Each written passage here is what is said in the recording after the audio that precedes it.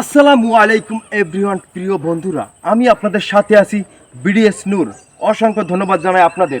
আজকের ভিডিওতে থাকছে বাগেরহাট জেলায় মোরেলগঞ্জ থানা 13 নং নিশানবাড়িয়া ইউনিয়ন 2 নং ওয়ার্ড থেকে স্থান বাসারহাট উমাজুরি গ্রাম। আপনারা দেখতে পাচ্ছেন এই সামনে একটা রাস্তা, কাঁচা রাস্তা। আমি কিন্তু একটা ব্রিজের উপরে দাঁড়িয়ে আছি।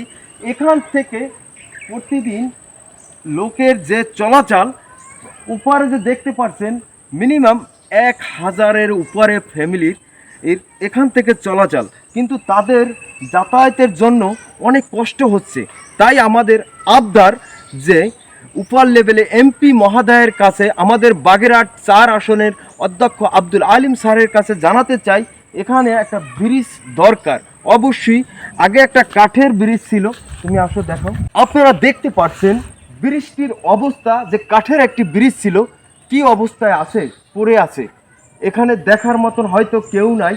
তাই আমি চাচ্ছি মোরেলগঞ্জ ইউনো স্যারের উদ্দেশ্যে জানাতে চাচ্ছি যে, এবং বাগেরহাট 4 আসনের অধ্যক্ষ আব্দুল আলিম স্যার এমপি, তার মাধ্যমে এই ব্রিজটি পূর্ণ আবার করা হোক। খুব শীঘ্রই যেন আমরা একটা ব্রিজ দেখতে পাই। এখানে মানুষের চলাচলের জন্য খুবই কষ্ট হয়। উমাজুরি গ্রামের এই যে রাস্তাটা দেখতে আছেন, সম্পূর্ণ কাঁচা রাস্তা, এটিও মেরামত করার জন্য অবশ্যই আপনারা ভিডিওটি যে যেখান থেকে দেখছেন অবশ্যই শেয়ার এবং কমেন্ট করতে ভুল করবেন না। অবশ্যই জানাবেন ভিডিওটি কেমন হয়েছে। আর বিডিএস নূর ফেসবুক পেজ, ইউটিউব চ্যানেল থেকে দেখলে অবশ্যই কমেন্ট করে যাবেন প্রিয় বন্ধুরা।